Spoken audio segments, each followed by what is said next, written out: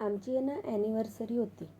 पण माझ्या मिस्टरांना आहे ना शॉपवरचा केकपेक्षा घरचा केक खूप आवडतो. म्हणून विचार केला की आज थोडासा घरीच केक बनवूया. हा केक आहे ना खूप कमी वेळात आणि कमी सामानाने खूप झटपट तयार होतो आणि अगदी साध्या सोप्या पद्धतीने तयार होतो. बघा खूप छान असं स्पॉन्जी केक तयार होतो. चला तर मग रेसिपीला सुरू करूया. इथं मी एक केक टिन घेतला आहे आणि या केक टिनला मी थोडंसं तूप लावून घेत आहे.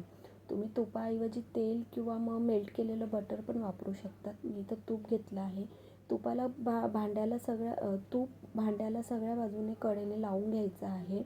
त्यानंतर यामध्ये मी बटर पेपर लावत आहे. हा बटर पेपर मी पहिलेच केक टिनच्या मापाचा आणि हार्ट शेपमध्ये कापून घेतला होता. आता तो मी केक टिनला लावून घेत आहे.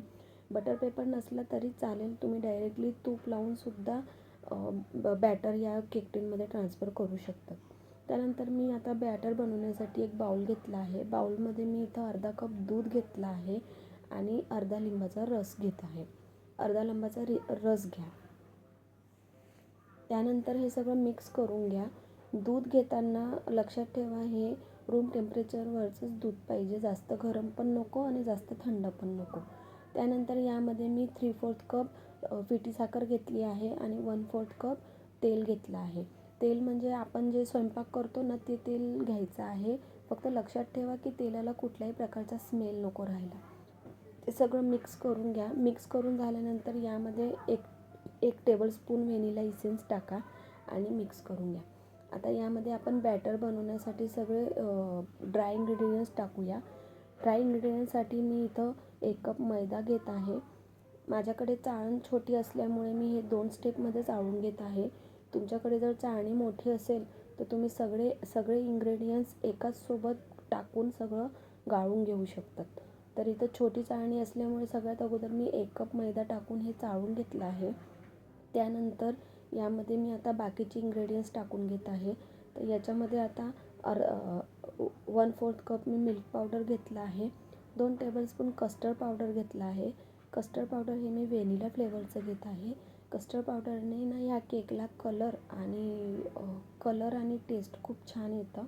त्यानंतर इथं 1 teaspoon baking powder, 1/4 teaspoon baking soda आणि 1/4 टीस्पून मीठ टाकायचं आहे. मीठ अगदी चिमूटभर येईल एवढंच मीठ टाका आणि हे सगळे इन्ग्रेडियंट्स गाळून घ्या.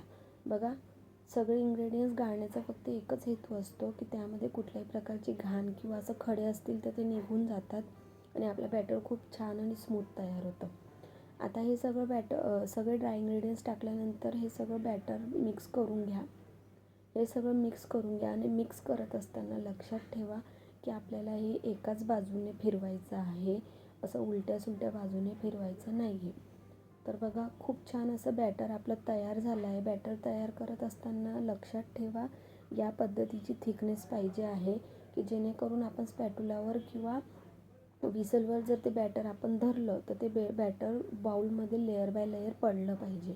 आता त्यानंतर बॅटर तयार झालं आहे. बॅटरला मी बाजूला ठेवते आणि आता इथं बॅटरमध्ये टाकण्यासाठी मी थोडीशी तुटी फ्रुटी घेत आहे. इथं मी लाल कलरची आणि हिरव्या कलरची असे 2 कलरचे माझ्याकडे तुटी फ्रुटी आहेत.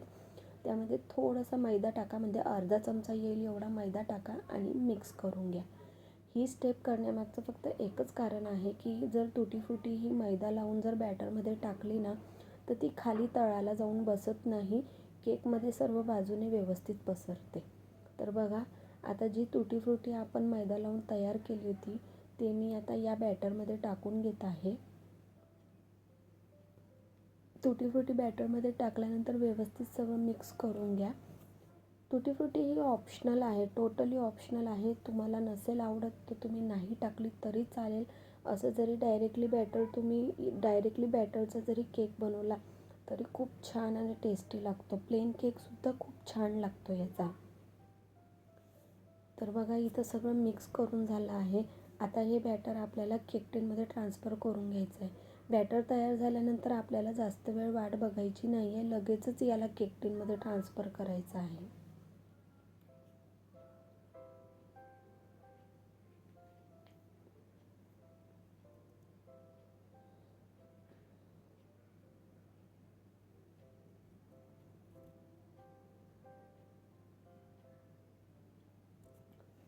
सगळं बॅटर केक टिनमध्ये टाकल्यानंतर आता मी याला थोडंसं डेकोरेट करून घेत आहे टुटी फ्रुटीने. डेकोरेट म्हणजे केक थोडासा खूप छान असा म्हणजे लुक यावा त्याला, म्हणून मी थोडंसं वरतून याला तुटी फ्रुटी टाकत आहे. नाही टाकली तरी चालेल, काही हरकत नाही.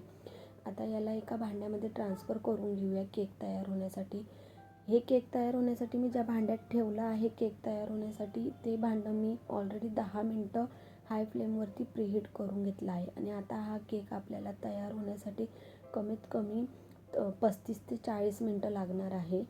आणि हा केक बरोबर तयार व्हायला तुम्ही बघू शकता. त्यानंतर हा केक तयार व्हायला मला बरोबर 40 मिनटं लागले आहेत. 40 मिनटानंतर यामध्ये थोडंसं असं चाकू टाकून बघा.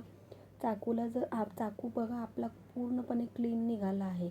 चाकूला जर कुठल्याही प्रकारचं बॅटर लागलं नसेल तर याचा अर्थ आपला केक खूप छान असा तयार झाला आहे. त्यानंतर हा केक बाहेर काढून थोड्या वेळ याला थंड होऊ द्या. जास्त नाही, एक 10 मिनटं त्याला बाहेर असं थंड होऊ द्या. त्यानंतर कडेने असं चाकू थोडंसं फिरवून घ्या, जेणेकरून आपला केक लगेच केक टिनमधून सुटून जाईल. आणि आता हा केक टिनमधून हा केक काढून घ्या. तर बघा खूप छान आपला केक हा केक टिनमधून सुटला आहे. त्यानंतर त्यावरती जो आपला बटर पेपर लावलेला होता तो बटर पेपर काढून घ्या. तर बघा केकला खूप छान असा कलर आला आहे.